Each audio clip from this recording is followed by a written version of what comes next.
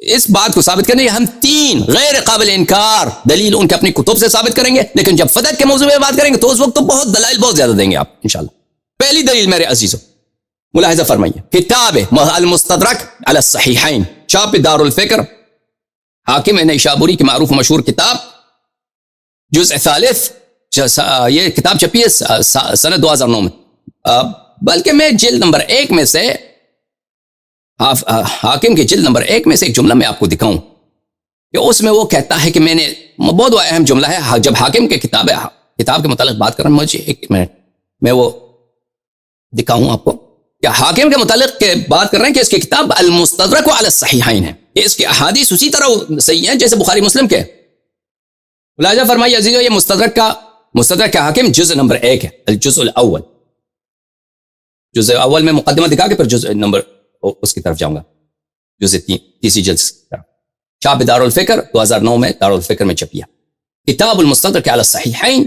یہ حاکم کا اپنا جو ہے مقدمہ ہے، الحمدللہ العزیز القہار العالم بالاسرار الذي اصطفى سید البشر محمد بن عبداللہ صلی اللہ علیہ وآلہ بنبوته ورسالته۔ اچھی بات، یہاں پر اس کے بعد کہتے ہیں اس مقدمے میں، سألنی جماعت من اعیان اہل العلم بهذه المدینة وغیرها ان اجمع کتابا يشتمل على الاحادیث المرویة باسانید يحتج محمد بن اسماعیل ومسلم بن الحجاج بمثلها۔ کہتے ہیں اس شہر کے فضلاء نے، نیشابور میں رہتے اور دوسری شہروں سے، یہ اپنے زمانے کے سب سے بڑے محدث تھے حاکم نیشابور، میرے زمانے کے فضلاء مختلف شہروں سے، انہوں نے مجھ سے استدعا کی ہے، مجھ سے گزارش کی ہے کہ آپ ایک ایسی کتاب تصنیف فرمائیں اور اس میں اس احادیث کو جمع کریں کہ اس کے اسانید اسی طرح حجت ہوں جس طرح بخاری و مسلم کے احادیث حجت ہے، کہ اسانید اسی طرح کے احادیث ہوں کہ وہ جن اسانید سے بخاری اور جن احادیث سے مسلم حجت لاتا ہے اسی طرح وہ حجت ہوں۔ وَأَنَا استعین اللہ علی اخراج احادیث رواتها ثقات قد احتج بمثلها الشیخان او احدهما وهذا الشرط شرط صحیح عند کافة فقهاء اہل الاسلام۔ کہتا ہے اب انہوں نے خواہش کی ہے تو میں اس خواہش کو پورا کرتا ہوں اور ایسی کتاب آپ کے سامنے پیش کرتا ہوں کہ اس کے تمام احادیث، اس کے سب رجال بخاری و مسلم کے رجال جیسے ہوں گے، نہ کہا کہ بخاری اور مسلم کے رجال ہوں گے، انہی جیسے اسی مرتبے پہ ہوں گے۔ کوئی ایسا ثقہ انسان ہے جس کی حدیث بخاری مسلم میں نہیں ہے لیکن اسی بخاری مسلم کے رجال کے مرتبے پہ ہے، تو میں اس کا حدیث انہی احادیث کو صرف لاؤں گا اپنے اس کتاب میں۔ تو اب آتے ہیں، یہ فقرہ آپ نے دیکھا کہ حاکم کے نزدیک مستدرک کے جو احادیث ہیں وہ بخاری مسلم جیسے صحیح احادیث۔ اب المستدرک علی الصحیحین جزء ثالث، چھاپ دار الفکر بیروت لبنان، یہاں پہ ملاحظہ فرمائیے صفحہ نمبر 364 حدیث 364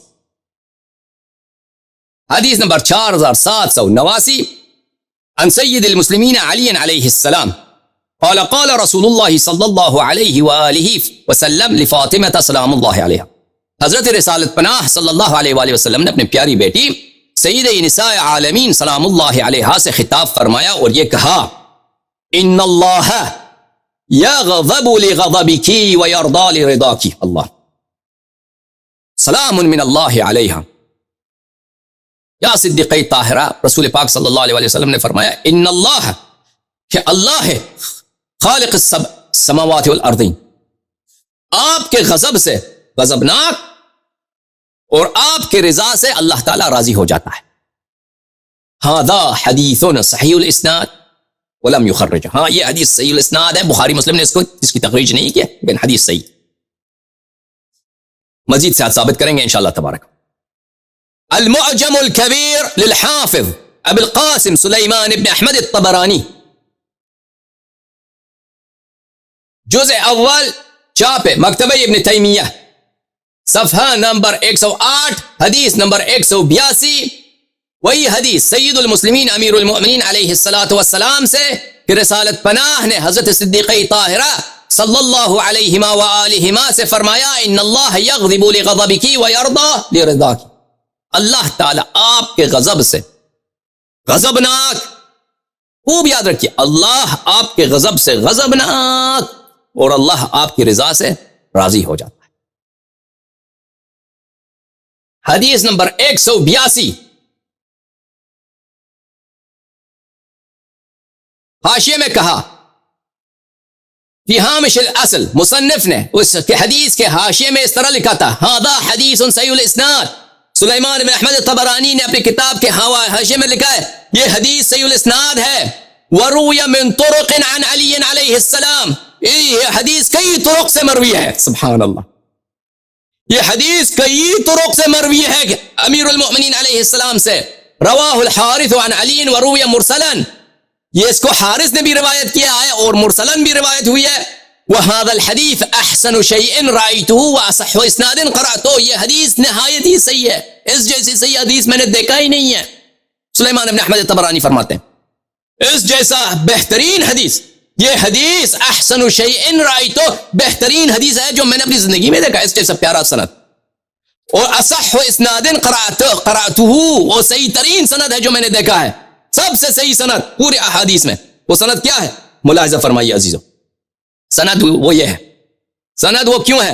ہاں کہ حسین ابن زید ابن علی، حسین ابن زید ابن علی زین العابدین سلام اللہ علیہ، روایت کرتے ہیں علی ابن عمر ابن علی سے، روایت کرتے ہیں جعفر ابن محمد الصادق سلام اللہ علیہ سے، روایت کرتے ہیں اپنے والد حضرت امام باقر علم الرحمن سلام اللہ علیہ سے، وہ روایت کرتے ہیں مولا حضرت امام زین العابدین سید الساجدین علیہ السلام سے، وہ روایت کرتے ہیں ہمارے آقا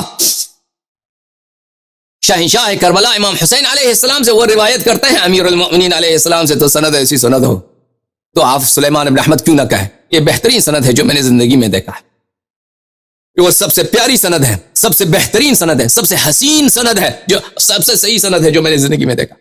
اور حدیث کیا ہے؟ ان اللہ یغضب لغضبی ویرضی لرضاک، سلام من اللہ علیہ۔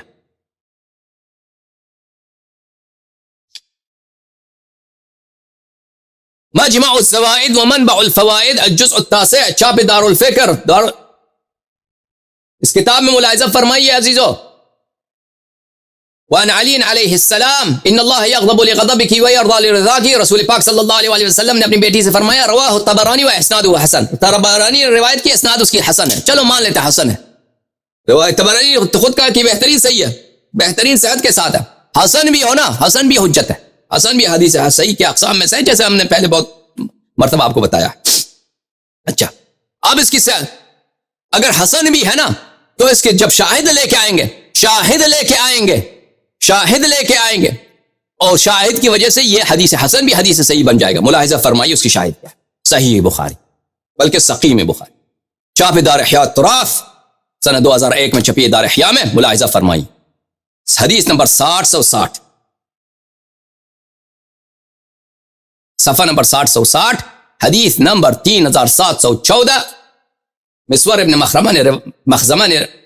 مخرمہ نے روایت کی کہ رسول پاک صلی اللہ علیہ وسلم نے فرمایا فاطمہ سلام من اللہ علیہا بضعۃ من، صدیقہ طاہرہ سلام اللہ علیہا میرے گوشے جگر ہیں، فمن اغضبها اغضبنی، پس جو شخص ان کو غضبناک بناتا ہے، جو شخص ان کو غضب دیتا ہے، غصہ دلاتا ہے، وہ مجھے غصہ دلاتا ہے۔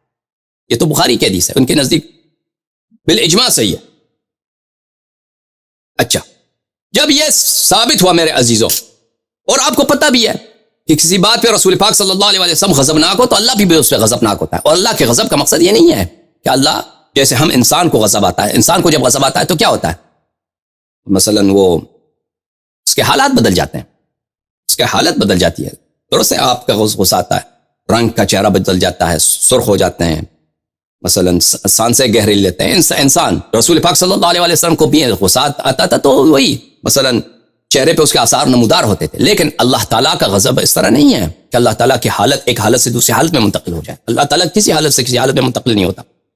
جب اللہ تعالیٰ کے غضب کا مطلب یہ ہے کہ عذاب، انسان اللہ کا انسان پہ غضبناک ہوتا ہے، انسان اللہ تعالیٰ کے شدید عذاب کا مستحق بنتا ہے، اس کا عذاب انسان کے لیے واجب ہو جاتا ہے، سمجھ میں، مگر یہ کہ بخشش ہو جائے، سمجھ میں آ جائے۔ آگے بات یہ احادیث میں موجود ہے، ہم من گڑت باتیں آپ کو نہیں سنا۔ جب یہ بات آپ کو سمجھ، اب یہ مقدمہ تھا، مقدمہ آپ نے سن لیا. اب آتے ہیں کہ حدیث انا معاشر الانبیاء لا نورث ما ترکنا صدقہ.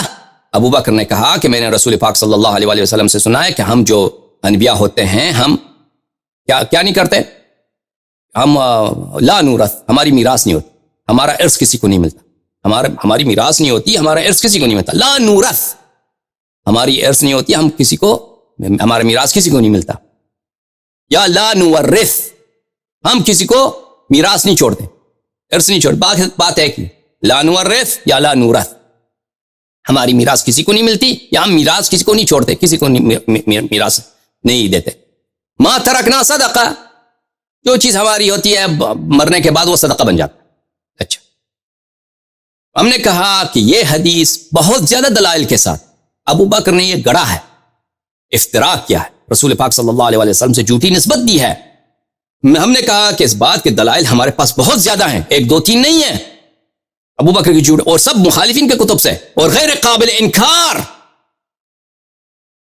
لیکن ابھی ہم اس مقام پہ نہیں ہے کہ فدق کے موضوع پہ بات کریں. ابھی اختصار کے ساتھ 3 دلیل جو غیر ناقابل انکار ہو انہیں مخالفین کے کتب سے آپ کے سامنے پیش کریں. پہلی دلیل سقیم بخاری, چاپ دار احیاء تراث, چھپی ہے کتاب سنہ 2001 میں. یہ صفحہ نمبر 550, کتاب فرض الخمس, حدیث 3092. عائشہ روایت کر, راوی کون ہے؟ عائشہ. عائشہ کہتی ہے ان فاطمہ علیہ السلام صدیقہ طاہرہ سلام من اللہ علیہ ابنتا رسول اللہ صلی اللہ علیہ وسلم, جو رسول پاک صلی اللہ علیہ وسلم کی پیاری بیٹی ہیں. سألت ابا بکر بعد وفات رسول اللہ صلی اللہ علیہ وآلہ ان یقسم لها میراثا. اب رسول پاک صلی اللہ علیہ وسلم کے وفات کے بعد ابو بکر سے طلب کیا, مطالبہ کیا. سوال کرنا عربی زبان میں طلب کرنا, مطالبہ کرنا. مطالبہ کیا کہ میرے میراث کی قسمت مجھے دے دو, میراث کا جو حصہ بنتا ہے, تقسیم کرتے ہیں, میراث کا حصہ مجھے دے دو. اور رسول پاک صلی اللہ علیہ وسلم کی کوئی اور اولاد اس وقت ہی نہیں, دنیا سے چلے گئے, ایک ہی بیٹی ہے دنیا میں, کوئی نہیں. اور عورتیں ہیں, عورتوں کو تو 8 میں سے 1 ملتا ہے, 8 میں سے 1, اور 9 عورتیں, عورتوں کو 8 اور 9 عورتیں, 9 ازواج ہے, 9 ازواج کو 1 حصہ ملے گا 8 میں سے, یعنی 1/8 کو مزید 9 تقسیم میں کریں گے تو عائشہ, حفصہ وغیرہ کو 1 ملے گا. باقی سب کس کو ملے گا؟ صدیقہ زہرا سلام اللہ علیہ. اچھا, مجھے تقسیم کرو اور میرا حصہ جو ہے مجھے دے دو. میراث, وہ میراث کیا ہے؟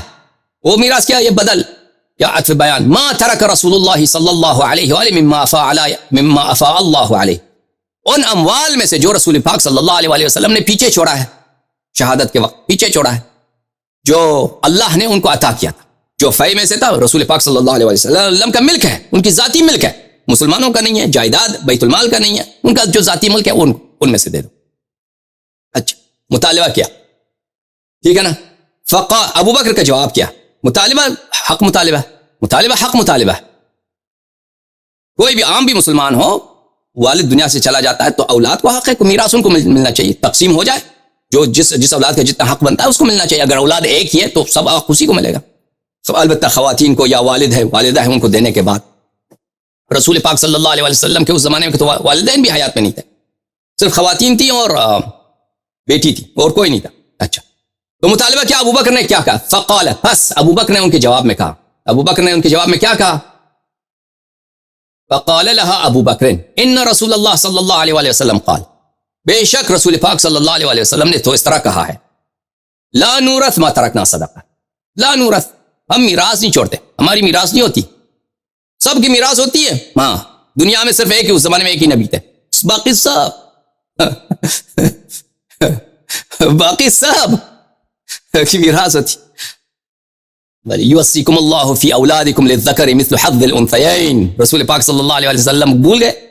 اللہ قرآن میں فرماتا ہے کہ اللہ تعالیٰ تمہاری اولادوں کو بہت سفارش کرتا ہے کہ اولاد کا حق ضائع نہ کرو, اولاد کو حق دے دو. للذکر مثل حظ الانثیین, بیٹے کو 2 مقدار ملتا ہے, بیٹی کو 1 مقدار ملتا ہے, 1 سہم ملتا ہے. لا نورث, رسول پاک صلی اللہ علیہ وسلم نے فرمایا کہ ہماری میراث یہ ہوتی ہے, ہم جو کچھ پیچھے چھوڑتے ہیں, ما ترکنا صدقہ, ہم جو کچھ پیچھے چھوڑتے ہیں وہ صدقہ ہوا ہوتا ہے, غریبوں کو ملنا چاہیے. فغضبت فا کس لیے ہوتا ہے عزیزو؟ ترتیب کے لیے ہوتا ہے اور تفریح کے لیے ہوتا ہے.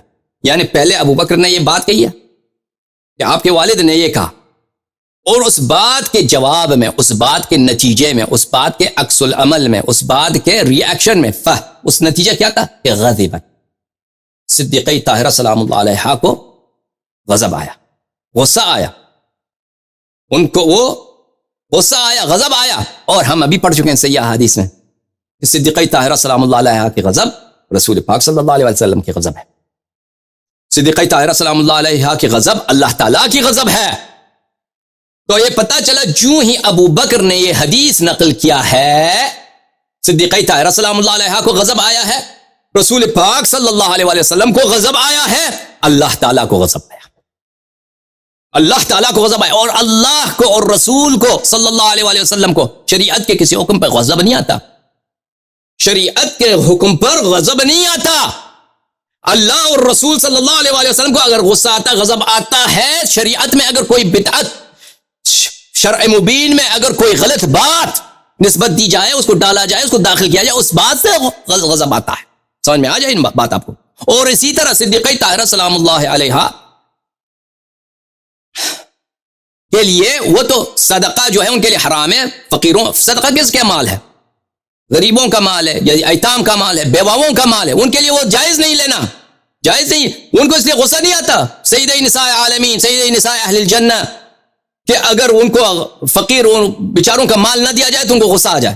یہ تو اہل دنیا ہوتے ہیں ایسے لوگ، یہ تو اہل دنیا والے لوگ ہوتے ہیں. ہم جیسے دنیا طلب لوگ ہوتے ہیں کہ اگر ان کو فقیر غریب کا ہمیں مال لالچ ہوتی ہے ہم گناہ کاروں کو کہ کسی بیوہ کا مال بھی مل جائے، کسی یتیم کا بھی، اس پہ قبضہ کر لیں، اگر نہ ملے تو غصہ آ جائے. شاید عام مسلمانوں کو اس پہ بھی غصہ نہ آئے، عام مسلمان کو بھی اس پہ غصہ نہیں آتا. مثلا ایک یتیم کا مال ہے، آپ نے سمجھا یہ آپ کا مال ہے، آپ نے سمجھا یہ آپ کا مال ہے، اس کو لینا نے چاہ مولوی صاحب نے کہا کہ نہیں یہ آپ غلط فہمی ہو، یہ یتیم کا، تو آپ غضبناک ہوتے ہیں. عام مسلمان اس مسئلے میں غضبناک نہیں ہوتا، عام مسلمان اس مسئلے میں خوش ہوتا ہے، واللہ کہتا ہے مولوی صاحب آپ نے اچھا کیا، میں تو یتیم کا مال کھانے لگا تھا، اچھا ہوا کہ آپ نے مجھے جہنم کے آگ سے آپ نے مجھے بچایا. بیوے کا حق ہے، کسی یتیم کا حق ہے، فقیر کا حق ہے، تو ہم اس کو لے لیتے ہیں، اس کو صرف کرتے ہیں، ہم یہ سوچتے کہ ہمارا حق اور یہ ہمارے لیے حرام ہوتا. یہ تو آپ کی مہربانی ہے.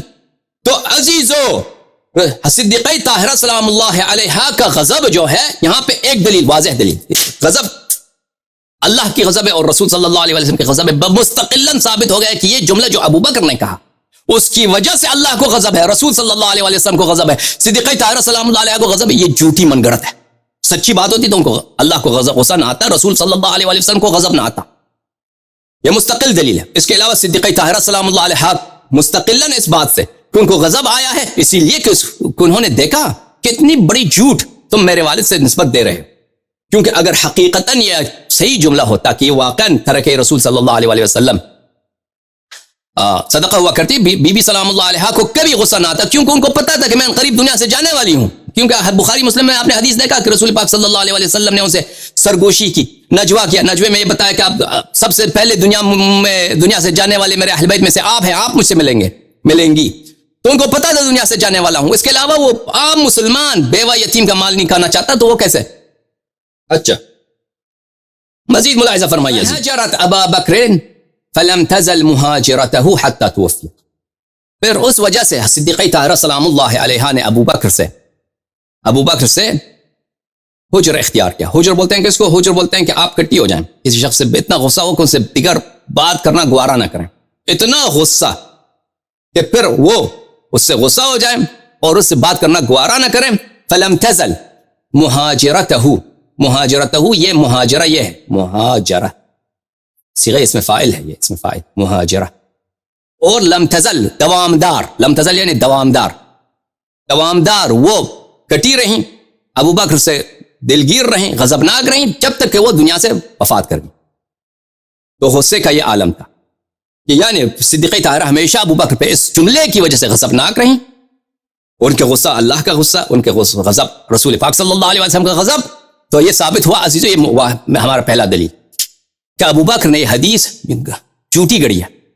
اگر سچی بات ہوتی تو بی بی سلام اللہ علیہ کو غصہ نہ آتا اور اللہ کو غصہ نہ آتا اور رسول صلی اللہ علیہ وسلم کو غضب نہ.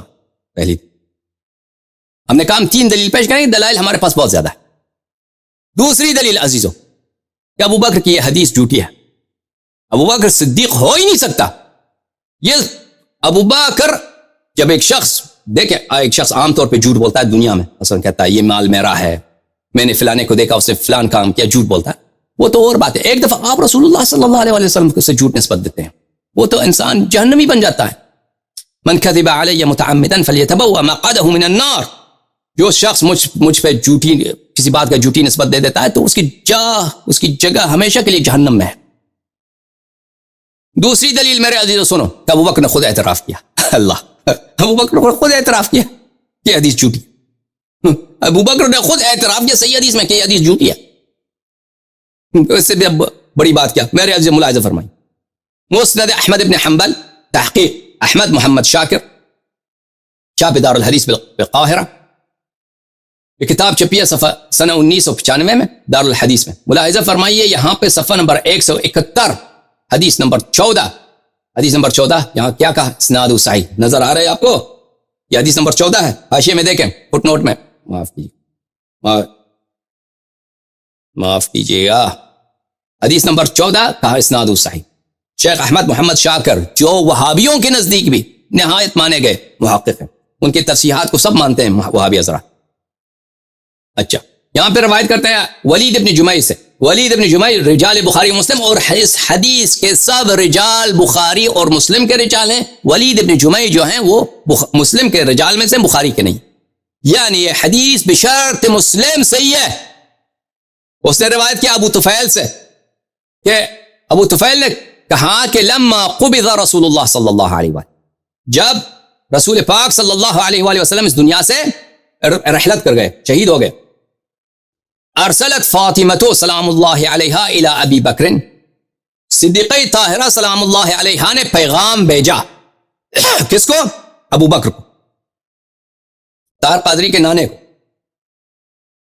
پیغام بھیجا انت ورثتا. یہ انت دیکھیں عزیزو، انت جب اس طرح سوال میں لکھا جاتا ہے انت، تو یہ انت اس کو پڑھنی چاہیے، انت مت کے ساتھ انت، کیونکہ اس میں ایک انت حمزہ جو ہے انت کا ہے، اس میں ایک حمزہ استفہام ہے، تو یہ آپس میں ادغام کر جاتے ہیں، یہ انت بن جاتا ہے. انت انت ورث رسول اللہ صلی اللہ علیہ وآلہ ام اہلہ. انت ورث رسول اللہ صلی اللہ علیہ وآلہ ام اہلہ. صدیقہ طاہرہ سلام اللہ علیہا نے ابو بکر کو پیغام بھیجا کہ کیا تو ابو بکر، کیا تو رسول اللہ صلی اللہ علیہ وآلہ وسلم سے تجھ کو میراث ملتا ہے یا اہل بیت کو؟ جواب دے دے. کیا رسول اللہ صلی اللہ علیہ وآلہ وسلم کی میراث، ان کا ارث آپ کو ملتا ہے یا ان کے اہل کو ملتا ہے؟ قال فقال لا بل اہلو. ابو بکر نے کیا کہا؟ ابو بکر نے کیا کہا؟ ابو بکر کہا نہیں جی، اہل بیت، ان کے اہل بیت کو ارث ملتا ہے. ٹھیک ہے نا؟ جھوٹے کا حافظہ نہیں ہوتا، جھوٹے آدمی کا حافظہ نہیں ہوتا. او بھائی، اس نے کہا تھا، طاہر قادری کے نانے نے کہا تھا کہ رسول پاک صلی اللہ علیہ وسلم نے کہا تھا کہ کسی کو ارث نہیں ملتا. یہاں کہتا ہے کہ نہیں، اہل بیت کو ارث ملتا ہے، اہل بیت کو ارث ملتا ہے. تو پتہ کیا چلا عزیز؟ پتہ یہ چلا کہ یہ ابو بکر کا اعتراف ہے کہ وہ حدیث جھوٹی ہے. وَإِلَّا اگر رسول پاک صلی اللہ علیہ وآلہ وسلم سے کسی کو ارث نہیں ملتا، یہاں پہ پھر اس نے جھوٹی ہے نسبت دی ہے رسول پاک صلی اللہ علیہ وآلہ وسلم کہ اہل بیت کو ارث ملتا ہے، کہ ان کے اہل یہاں پہ جھوٹ کہہ رہا ہے یا وہاں پہ جھوٹ کہہ رہا تھا. بہرحال شخص جھوٹا ہے. یہاں پہ اس نے اعتراف کیا کہ حدیث ان معاشر الانبیاء لا نورث ما ترکنا صدقہ، وہ حدیث جھوٹی حدیث ہے. لا بل اہلو. قالت فأين سهم رسول اللہ صلی اللہ علیہ وآلہ وسلم. صدیقہ طاہرہ سلام اللہ علیہ نے فرمایا کہ پس کہاں ہے، پس کہاں ہے ہمارا سہم رسول پاک صلی اللہ علیہ وآلہ وسلم سے؟ ابو بکر نے کہا فقال ابو بکر انی سمعت رسول اللہ صلی اللہ علیہ وآلہ وسلم یقول، میں نے رسول پاک صلی اللہ علیہ وآلہ وسلم سے سنا ہے، ان اللہ عز وجل اذا اطعم نبیہ طعمتا، جب اللہ تعالیٰ رسول پاک صلی اللہ علیہ وآلہ وسلم کو، جب اللہ تعالیٰ رسول پاک صلی اللہ علیہ وآلہ وسلم کو کوئی طعمہ دیتا ہے، کوئی لقمہ دیتا ہے، کوئی مال دنیا دیتا ہے، ثم قبضہ، پھر رسول کا انتقال ہو جاتا ہے، جعلہ للذی یقوم من بعدہ، وہ مال کس کا بن جاتا ہے؟ وہ مال بن جاتا ہے، مال بن جاتا ہے کس کا؟ بن جاتا ہے اس شخص کا جو یقوم بعدہ، جو اس کے بعد رسول پاک صلی اللہ علیہ وسلم کے مقام پہ بیٹھتا ہے. یعنی اس کا کہنا یہ تھا کہ جو مال شخصی رسول پاک صلی اللہ علیہ وسلم کا تھا وہ میرا ہو گیا. یعنی صدیقہ طاہرہ سلام اللہ علیہ نے بیت المال تو ابو بکر سے نہیں مانگا ہے, اس نے رسول پاک صلی اللہ علیہ وسلم کے جو شخصی اموال تھے, جو اس کے اپنے ذاتی اموال تھے, جائیداد ہے, باغ ہے, جو کچھ ہے, ان کا طلب کیا. والد ہیں ان کے, دنیا سے گئے, دے دو. تو ابو بکر نے کہا تو میں نے رسول پاک صلی اللہ علیہ وسلم سے یہ سنا. ایک دفعہ کہتا ہے کہ اہل بیت کو ارث ملتا ہے, پھر کہتا ہے نہیں جی میں نے ان سے سنا ہے کہ کس کو ملتا ہے, وہ کس کو چلا جاتا ہے, صدقہ ہوتا ہے. پھر کہتا ہے نہیں میں نے سنا ہے کہ وہ اس شخص کو ملتا ہے جو اس کے بعد خلیفہ بنتا ہے. او بابا, طاہر قاضی کے نانا, اگر رسول پاک صلی اللہ علیہ وسلم یہ حدیث نقل کرنے کے بجائے تو نے کیوں نہیں پوچھا کہ آپ کا جانشین کون ہے, جانشین آپ کا کون؟ آپ تو کہتے ہیں کہ خلافت پہ نص نہیں ہے, خلافت پہ نص نہیں ہے. اگر خلافت پہ نص, عجیب جملہ ہے, خلافت پہ نص نہیں ہے. جو ابھی طاہر قادری کا جملے آئیں گے بعد میں, خود کہتا ہے کہ سب سے بڑا اختلافی جو مسئلہ ہے عالم اسلام میں, بلکہ تاریخ بشر میں, وہ خود کہتا ہے انسانیت کی تاریخ میں یہ خلافت کا مسئلہ ہے. طاہر قادری خود کہتا ہے اس پہ کوئی بیان نہیں ہے رسول پاک صلی اللہ علیہ وسلم پہ. بیان اگر ہے تو اس بات پر ہے کہ اگر مال رسول پاک صلی اللہ علیہ وسلم ہے تو کس کو جائے گا؟ ہاں خلیفے کو جائے. اب خلیفہ کون ہے اس کے بعد یہ نہیں بتایا. مال کس کو جانا چاہیے؟ جو رسول پاک صلی اللہ علیہ وسلم کے مقام پہ بیٹھے گا اس کو ملے گا. یہ بتایا, لیکن وہ کون بیٹھے گا یہ نہیں بتایا. عجیب ہے, بتانا تو پہلے یہ چاہیے تھا کہ مقام پہ کون بیٹھے گا, پھر مال کس کو ملے گا نا. اور یہ مال اس کو ملے گا جو رسول پاک صلی اللہ علیہ وسلم کے مقام پہ بیٹھے گا. یہ بتانا کس کو چاہیے تھا؟ زہرا سلام اللہ علیہ کو کہنا چاہیے تھا. ٹھیک ہے نا, ابو بکر کو بتانے کی کیا ضرورت ہے؟ کیونکہ جس شخص کو سب سے زیادہ سہم ملے گا, رسول پاک صلی اللہ علیہ وسلم دنیا سے گئے, اولاد تو کوئی نہیں ہے, صرف ایک بیٹی ہے صدیقہ طاہرہ سلام اللہ علیہ, اور 8 عورتیں ہیں, 9 عورتیں, معاف کیجیے, 9 خواتین ہیں, ان کے ازواج ہیں. ازواج کو 8 میں سے سب 9 کے 9 کو 8 میں سے ایک ملے گا. یعنی 8, ایک 8واں جو ہے کیا 15% ہے. 15% کو آپ 9 میں تقسیم کریں, ایک 1.5% سے بھی کم بنتا ہے. یعنی عائشہ کو, حفصہ کو, میمونہ کو, سودا کو, ہر ایک کو 1.5% ملے گا. صرف باقی سب 8 میں سے 7 حصے کس کو ملیں گے؟ صدیقہ طاہرہ سلام اللہ علیہ کو ملیں گے.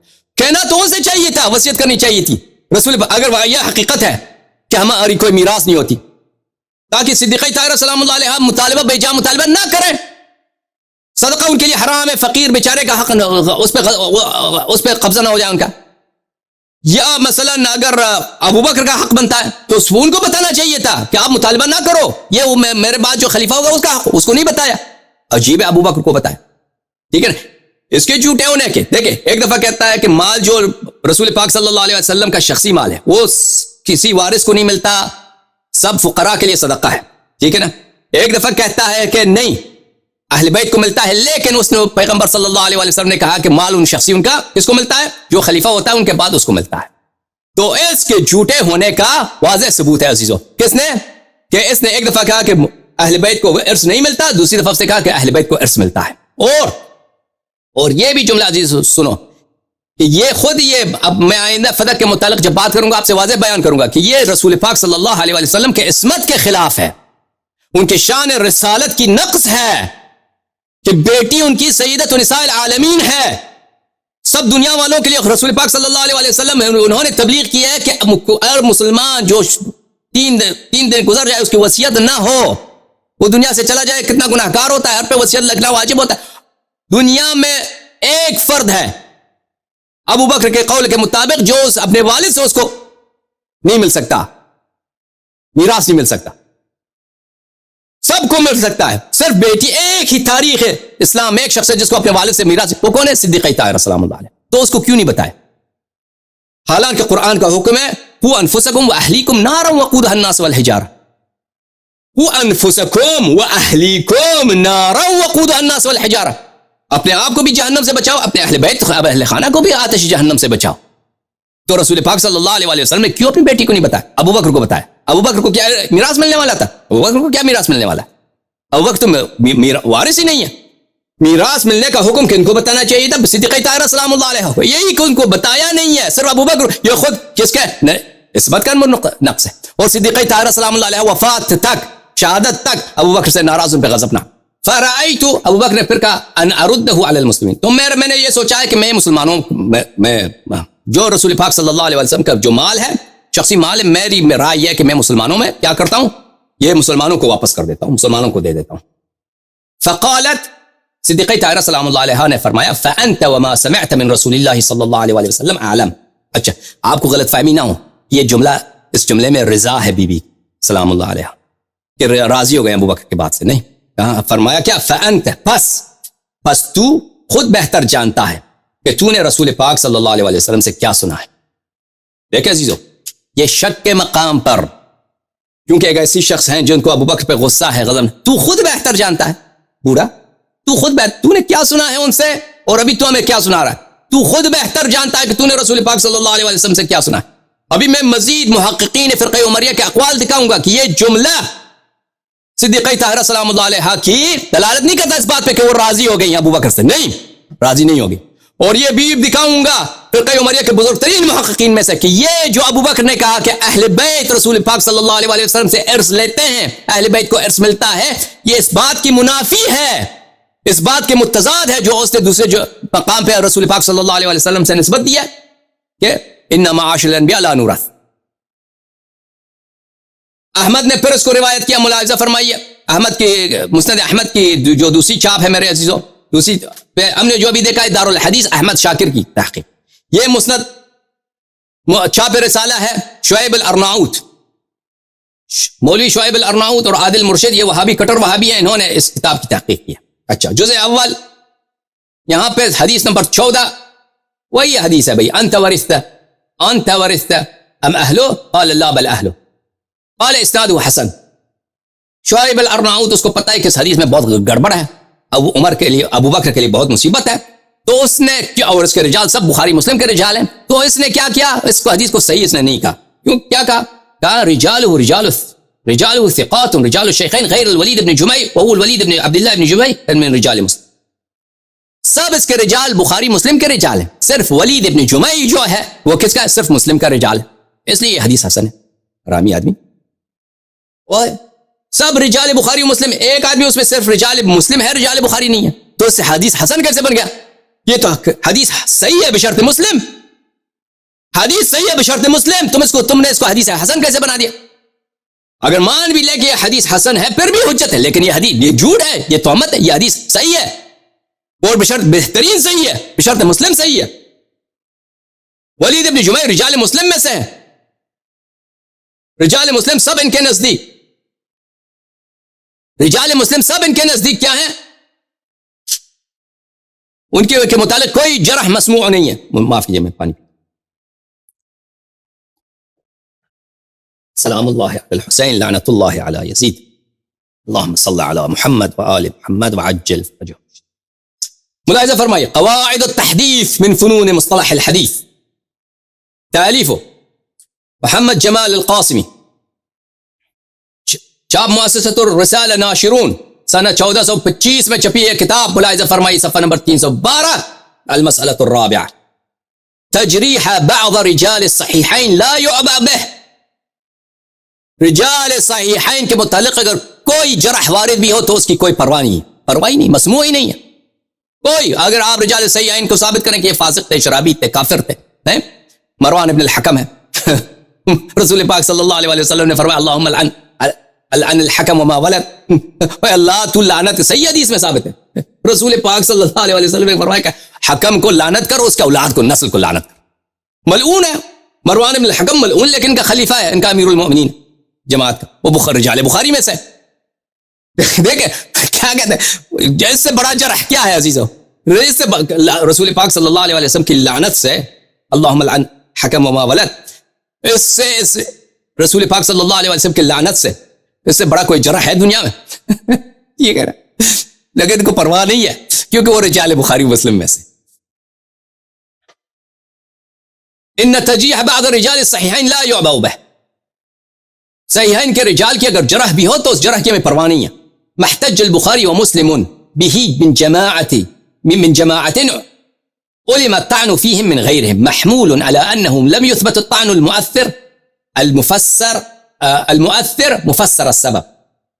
کہتے ہیں اگر بخاری مسلم کے رجال میں سے ہمیں پتہ ہے کہ ان میں سے ایک جماعت ہے، بہت بڑی جماعت ہے، من جماعت، ایسے ایک جماعت ہے کہ ہمیں پتہ ہے کہ وہ متعون ہے، ان کی تعین کی گئی ہے، دوسروں نے ان کی تعین کی گئی کہ کیسے ہیں، بلکہ خود بخاری مسلم بہت متعون ہے، بخاری مسلم خود بہت متعون ہے، ان پہ کفر کا دبا ہے، کفر کی حد تک دبا ہے عزیزو، یہ کوئی چھوٹی بات نہیں ہے، ابھی وقت نہیں ہے کہ میں آپ کو بتاؤں۔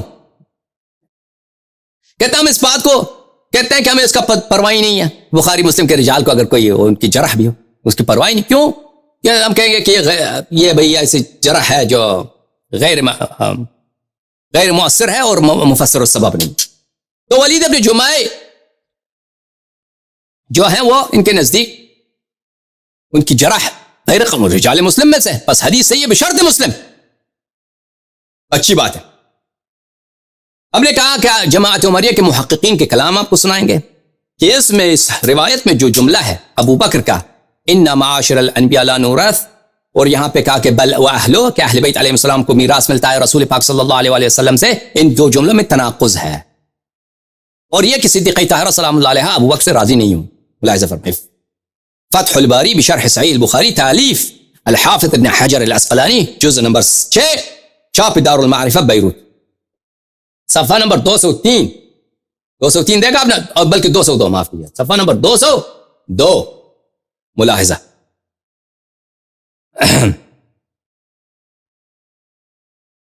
قالت صدیقہ طاہرہ سلام اللہ علیہا نے ابو بکر سے کہا فأنت وما سمعته، فأنت ابو بکر نے حدیث نقل کی کہ رسول پاک صلی اللہ علیہ وسلم کا جو مال ہوتا ہے وہ خلیفے کو ملتا ہے، تو بی بی سلام اللہ علیہا نے کیا فرمایا، کہا کہ فأنت وما سمعته، تو نے جو کچھ رسول پاک صلی اللہ علیہ وسلم سے سنا ہے تو خود بہتر جانتا ہے کہ تو نے کیا سنا ہے، تو خود بہتر جانتا ہے کہ تو نے کیا سنا ہے۔ دیکھیں اس کو آپ اس کا مطلب نہ رہے کہ وہ راضی ہیں۔ ابن حجر العسقلانی فرماتے ہیں وَلَا يَدُلُّ عَلَى الرِّضَا بِذَلِكَ، اس کا مطلب یہ نہ لو کہ صدیقہ طاہرہ سلام اللہ علیہا راضی ہو گئیں، پہلے کیا فرق فَلَا يُعَارِضُ مَا فِي الصَّحِيحِ مِنْ صَحِيحِ الْحُجْرَانِ، بخاری میں صحیح حدیث موجود ہے عائشہ کے صدیقہ طاہرہ سلام اللہ علیہا غضبناک ہو گئیں اور کٹی رہیں، ابو بکر سے پہ غضبناک رہیں وفات شہادت تک، لذا ان دو جملوں میں کوئی تنافی نہیں ہے کہ فرمایا کہ تو خود بہتر جانتا ہے، بی بی سلام اللہ علیہا نے فرمایا ابو بکر تو خود بہتر جانتا ہے کہ تو نے کیا سنا ہے میرے والد سے، تو خود بہتر جانتا ہے کہ تو نے کیا سنا ہے، اس کا مطلب یہ نہیں ہے کہ وہ راضی ہو گئیں، یہ اسی جملے کا امتداد ہے، اسی جملے کی ایک کڑی ہے کہ غضب کی حالت میں، ہجران کی حالت میں، کہ ابو بکر پہ غصہ ہے ان کو کہ یعنی تو خود جانتا ہے کہ تو نے کیا سنا، یعنی تو نے یہ نہیں سنا، تو جھوٹ کہہ رہا ہے، تو جھوٹا آدمی ہے، تو بوڑھا، تو جھوٹا، تو نے یہ میرے والد سے نہیں سنا ہے کہ ہمیں میراث نہیں ملتا، سمجھ میں آ رہی نا؟ وَلَا يَدُلُّ عَلَى الرِّضَا بِذَلِكَ، ان دو روایتوں میں کوئی تعارض نہیں ہے، اور اس جملے کا مطلب ابو بکر کے قول پہ رضا اس کا مطلب نہیں ہے، ثم مع ذلك ففيه لفظة منكرة وهي قول ابو بکر بل اهله فانه معارض للحديث الصحيح النبي لا يورث، کہتا ہے اس حدیث میں ایک لفظ عجیب لفظ ہے، لفظ منکرہ، لفظ منکرہ یہ جو منکر اس کو بولتے ہیں وہ لفظ جو دوسری روایت سے متعارض ہو، جو دوسری روایت ایک منفرد بات ایک ایسی روایت میں آ جائے جو دوسری روایت کے ساتھ اس کی ٹکر ہو، کہتا ہے اس حدیث میں ایک ایسی لفظ ہے جو معارض ہے، جو دوسری حدیث سے اس کی توافق نہیں ہے، دوسری حدیث میں کیا تھا، حدیث صحیح میں ابو بکر نے کہا نبی لا یورث، نبی لا یورث، ابو بکر نے کہا کہ نبی کی ارث نہیں ہوتی، یہاں پہ کہہ رہا ہے کہ نہیں بل اہلو، بلکہ اس کے اہل بیت کو ارث ملتا ہے، ان دونوں میں صریح طرح تعارض ہے، تعارض، اور آپ کو پتہ ہے کہ دونوں حدیث صحیح، دونوں حدیث صحیح، ایک حدیث میں ابو بکر کہہ رہا ہے کہ رسول پاک صلی اللہ علیہ وسلم نے فرمایا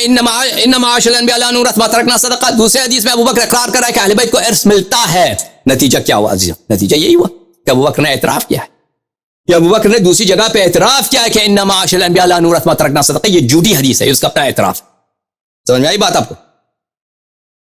اسی طرح اس روایت کو نقل کیا ہے ضیاء مقدسی نے احادیث مختارہ میں، احادیث مختارہ ضیاء مقدسی کی وہ کتاب ہے جو اس نے بخاری، مسلم، مستدرک صحیحین، صحیح ہے ابن خزیمہ کے طور پر رکھا ہے، کیا مطلب کہ اس نے ذمہ داری لیا ہے، جیسے بخاری مسلم نے ذمہ لیا ہے کہ میں اس کتاب میں جتنے احادیث جمع کروں گا وہ سب صحیح ہوں گی، احادیث مختارہ جو ضیاء مقدسی کے، اس نے بھی بہت بڑا محقق محدث جماعت فرقہ عمریہ، اس نے بھی ذمہ لیا ہے کہ صرف صحیح احادیث کو جمع کرے، 2 سند کے ساتھ لے کے آیا احادیث مختارہ ضیاء مقدسی صاحب کی.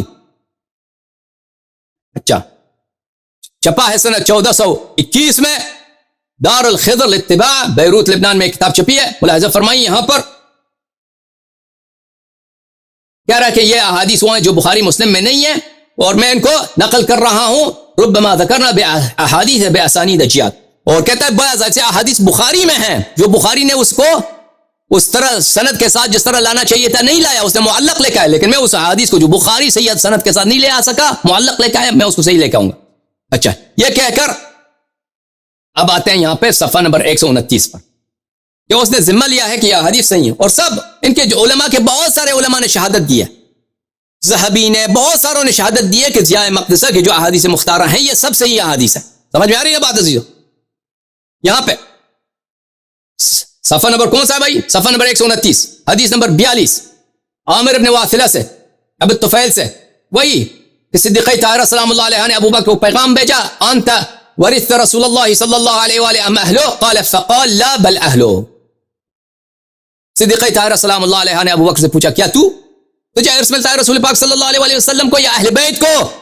ابو بکر نے جواب دیا کہ نہیں، اہل بیت علیہ السلام کو عرص ملتا ہے. اعتراف کیا اس نے کہ اس کی حدیث جھوٹی. پھر یہاں پہ محقق نے بھی کہا اس کتاب کے اسناد صحیح، کہنے کی ضرورت ہی نہیں تھی کیونکہ خود مصنف نے ذمہ لیا ہے کہ حدیث صحیح ہے. اس کے علاوہ حدیث نمبر 43، پھر وہی حدیث، انت ورث رسول اللہ صلی اللہ علیہ وآلہ ام اہلو؟ قال لا بل اہلو. وہی ابو طفیل عامر ابن واثلہ سے روایت، یہاں پہ بھی کہا کہ اسناد صحیح. ٹھیک ہے نا، 2 سندوں کے ساتھ صحت ثابت. عزیزو، ہم نے کہا کہ ابو بکر نہ صرف صادق نہیں ہے، ابو بکر بلکہ کذاب ہے، بلکہ اس کا کذب بہت بری کذب ہے، یعنی رسول پاک صلی اللہ علیہ وسلم سے جھوٹی نسبت دینا.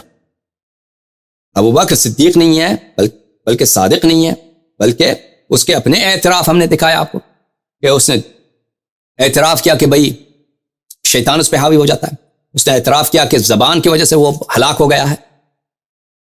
اور تیسری مقام کہ اس نے حدیث گڑی ہے رسول پاک صلی اللہ علیہ وسلم سے نسبت. ہم نے کہا کہ رسول پاک صلی اللہ علیہ وسلم سے جو حدیث اس نے نسبت دی ہے، ہم نے اس کے کذب ہونے کے 3 دلائل پیش کریں گے. ایک دلیل پیش کیا اللہ کی غضب کی اور رسول صلی اللہ علیہ وسلم کی غضب کی دلیل. دوسری دلیل ہم نے پیش کیا کہ ابو بکر نے خود اپنے آپ کو جھٹلایا ہے، اس نے اعتراف کیا کہ اس کی حدیث جھوٹی ہے. نمبر 2. نمبر 3 دلیل کیا ہے؟ دلائل ہم نے کہا اس کے ہمارے پاس بہت زیادہ ہیں عزیزوں. دلیل نمبر 3 وہ ہے کہ حضرت امیر المؤمنین علیہ السلام نے ابو بکر سے خوب سنا کہ ابو بکر نے کہا کہ انا معاشر الانبیاء لا نورث ما ترکنا صدقہ. عباس نے بھی سنا کہ ہم معاشر انبیاء جو ہیں، انبیاء کی یہ ان کے لیے حکم خاص یہ ہے کہ ان کے اہل بیت کو ورث نہیں ملتا، جو بھی ان کا ترک ہے وہ صدقہ بن جاتا ہے.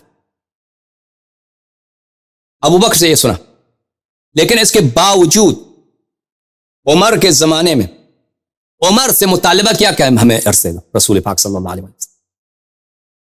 ٹھیک ہے، اگر یہ حدیث صحیح ہوتی، جماعت عمریہ کے نزدیک سید المسلمین یعصوب الدین امیر المؤمنین علیہ السلام ایسے شخص نہیں ہے جو مال دنیا کھانے کی لالچ ہوں، فقراء غرباء یا یتام کی مال کھانے کی تمہارا دین یہی ہے بھائی؟ بتاؤ عمریوں، مجھے بتاؤ تمہارا عقیدہ کیا ہے سید المسلمین امیر المؤمنین علیہ السلام کے متعلق؟ تم تو عام صحابی کے متعلق کہتے ہو، جو عام صحابی ہوتا ہے پوری زندگی اس نے شراب پی، بھئی زنا کیا، جو بھی کیا، اس نے آخر میں آ کے مسلمان ہوا ہے. رسول پاک صلی اللہ علیہ وسلم کو اس نے دیکھا، کہتا ہے یہ صحابی ہے، جنتی ہے، اس کے متعلق آپ ایک جملہ بھی نہیں کہہ سکتے، یہ کبھی غلط کام سے صادر ہی نہیں ہو سکتا. تم بتاؤ ایک عام صحابی کے متعلق تمہارا یہ عقیدہ ہے امیر المؤمنین علیہ السلام تم کہتے ہیں چوتھا خلیفہ ہے، مبشر بالجنہ ہے، رسول انت منی بمنزلت ہارون من موسیٰ. کیا حضرت ہارون علیہ السلام قوم موسیٰ میں ان کو یہی لالچ تھی یہ ایتام کی مال کھانے کی؟ تمہارا کیا عقیدہ ہے؟ کیا حضرت ہارون علیہ السلام کو بنی اسرائیل میں یہی لالچ تھی کہ فقیروں کا مال وہ کسی ہیلے سے، کسی مکر سے، کسی چال سے اس پہ قبضہ کر لیں؟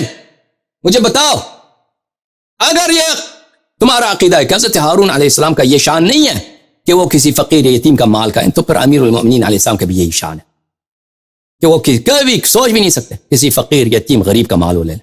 ٹھیک ہے نا؟ بس امیر المؤمنین علیہ السلام کو کبھی کسی فقیر کا مال لینے کی, کسی یتیم کے مال لینے کی, عام مسلمان کے مال پہ ناجائز قبضہ کرنے کی وہ سوچ ہی نہیں سکتے. ٹھیک ہے نا؟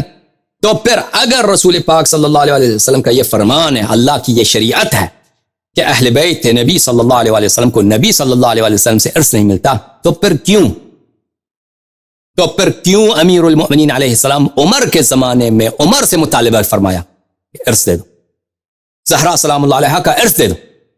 کیوں عمر سے مطالبہ کیا؟ بتاؤ مجھے, جواب دے دو. حدیث تو اگر ابو بکر کو سچا سمجھتے ہیں وہ کہ ابو بکر نے روایت کی ہے اِنَّا لَا نُورَثُ مَا تَرَكْنَا صَدَقَةً, انبیاء کی ارث نہیں ہوتی, انبیاء کا جو بچتا ہے وہ صدقہ ہوتا ہے, تو کیوں امیر المؤمنین علیہ السلام نے ابو بکر سے عمر سے مطالبہ کیا ارث زہرا سلام اللہ علیہا؟ عباس نے کیوں مطالبہ کیا کہ میرے بھتیجا کا ارث مجھے دے دو؟ جواب دے دو اس کو. اس کے علاوہ کوئی وجہ ہی نہیں ہے کہ وہ عباس ابن عبد المطلب رضی اللہ عنہ وہ امیر المؤمنین سلام اللہ علیہ ابو بکر کو جھوٹے سمجھتے تھے, وہ اپنا حق سمجھتے تھے. یہ کوئی حکم ہی نہیں ہے کہ اہل بیت کو ارث نہ ملے. اہل بیت کو ارث ملے گا نبی صلی اللہ علیہ وسلم سے, اور ابو بکر نے جھوٹی حدیث نقل کیا. اور عمر سے جو مطالبہ فرمایا ہے وہ بخاری میں بھی موجود ہے, مسلم میں بھی موجود ہے. ملاحظہ فرمائی صحیح میں بخاری, چاپ دار احیاء التراث العربی.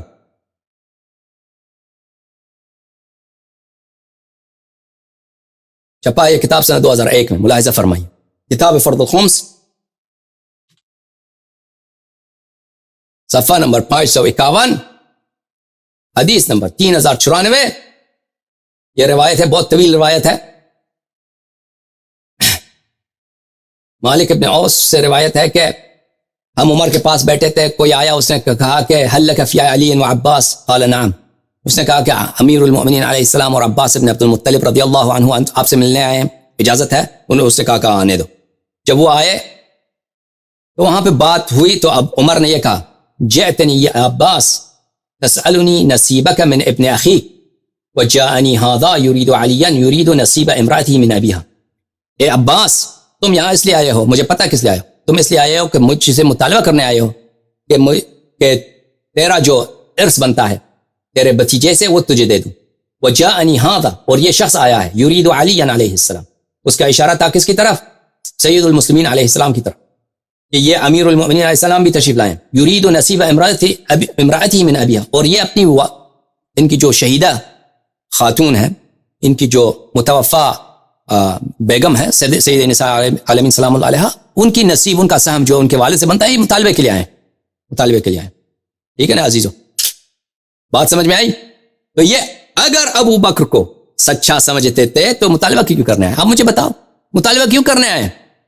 اسی لیے وہ ابو بکر کو جھوٹا سمجھتے. روایت مسلم میں بھی موجود ہے, ملاحظہ فرمائے سقیم مسلم, چھاپ دار الفکر, بیروت لبنان میں, یہ 1424 میں کتاب چھپی ہے. یہاں پہ باب حکم الفی صفحہ نمبر 885 میں باب حکم الفی حدیث نمبر 1757. یہ بہت طویل حدیث ہے, اس میں آگے وہی ہے کہ ابو بکر نے کہا کہ فجئت ما تطلب میراثك من ابن اخيك ويطلب هذا ميراثه من ميراث امرأتي من ابيها فقال ابو بکر قال رسول الله صلى الله عليه وسلم ما نورث ما تركنا صدقه فرأيتهما كاذبا آثما غادرا خائنا. کہتے ہیں کہ تم یہاں آئے ہو کہ تم مطالبہ کرو کس بات کی؟ اس بات کی تم عباس اپنے بتیجے سے میراث طلب کرنے آئے ہو, اور یہ علی علیہ السلام آئے ہیں, یہ اپنے ان کی جو زوجہ ہیں, اپنی زوجہ کی میراث جو ان کے والد سے ان کو ملتا ہے, یعنی رسول اللہ صلی اللہ علیہ وسلم سے, ان کا مطالبہ کرنے آئے ہیں. تو ابو بکر نے آپ سے کہا تھا کہ رسول پاک صلی اللہ علیہ وسلم نے فرمایا ما نورث ما ترکنا صدقہ, ہماری ارث نہیں ہوتی, اور ہم جو کوئی پیچھے جائیں صدقہ ہوتا ہے. فرائیتما, اور تم دونوں کا عقیدہ یہ تھا کہ ابو بکر کاذب ہے. فرائیتما, ابو بکر نے یہ حدیث نقل کی تو تمہارا عقیدہ یہ کہ ابو بکر جھوٹا ہے, اور اسی لیے تو تم آئے ہو. ابو بکر کو جھوٹا سمجھ کر, کاذب سمجھ کر تم آئے ہو کہ ابو بکر نے جھوٹی حدیث افترا کیا ہے. اسی لیے تو تم آئے ہو کہ سب ہمیں عرض دے دو. وَإِلَّا اگر وہ سچی حدیث ہوتی تو تم نہیں آتے نا. تم ابو بکر کو جھوٹے سمجھتے ہو, نہ صرف جھوٹے سمجھتے ہو, اس کو آثم, اس کو گناہگار, غادر کس کو بولتے ہیں؟ غدار کو. خائن وہ شخص جو امانت میں خیانت کر جاتا ہے, وہ چور. ابو بکر کو تم ایک جھوٹے چور سمجھتے تھے, ٹھیک ہے نا. تو عزیزو, ہم نے کہا ہمارے پاس بے شمار دلائل ہے, ہم نے 3 دلیل آپ کی خدمت میں پیش کی. 3 دلیل اس بات پر کہ ابو بکر سچا نہیں ہو سکتا. دلیل نمبر 1, ابو بکر نے خود نے کہا کہ میرا ایک شیطان ہے جو مجھ پہ قبضہ کر لیتا ہے, اور جب وہ آ جاتا ہے صحابہ بھاگ جاؤ, میں تمہارے کالے اتار دوں گا اگر تم نہ بھاگو. تو جو شخص سے وہ صحابہ کا کال اتار سکتا ہے وہ جھوٹ بھی بول سکتا ہے, اس پہ کوئی اعتبار نہیں. دوسری دلیل ابو بکر سچا نہیں ہو سکتا یہ ہے کہ اس نے کہے تھے صحیح حدیث میں کہا کہ میری زبان کی وجہ سے میں ہلاکت کے دہانے میں پہنچ گیا ہوں. تیسری دلیل یہ ہے کہ اس حدیث سے معروف مشہور ہے, ان معاشر الانبیاء لا نورث ما ترکنا صدقہ. یہ حدیث جھوٹی حدیث ہے. اس کے جھوٹی ہونے کی بھی 3 دلیل ہم نے پیش کی. بہت مہربانی آپ سب کی. ابو بکر صادق نہیں ہے. بس صدیق اکبر کون؟ امیر المؤمنین علیہ السلام. ابو بکر تو صادق بھی نہیں ہے, صادق بھی نہیں ہے. سمجھ میں آ رہی ہے بات؟ اور سب ہم نے یہ باتیں کہاں سے ہم نے ثابت کی؟ مخالفین کے کتب سے. کوئی شیعہ کتاب سے ہم نے کوئی حدیث نقل کی ہے, کوئی دلیل نقل کی ہے, کوئی غلط حدیث, ضعیف حدیث مخالفین کی کتب سے نقل کی ہے؟ آپ بتاؤ مجھے. دیکھو عزیزو, ٹھیک ہے نا. اب جو ہے جماعت عمریہ کے محققین وہ بیٹھے ہیں, سوچیں کہ جس کا بات کا جواب کیا, قیامت تک نہیں ملے گا. ہم نے بہت ایک سر صفحات میں سے ہم نے ایک عبارت پڑھی ہے, ابھی ہمارے پاس دلائل بے شمار ہیں. قیامت تک تمہیں یہ جواب نہیں ملے گا طاہر قادری, تم جتنا تحقیق کرنا ہے کر لو, ہماری دلائل کا تمہارے پاس کوئی جواب ہی نہیں ہے.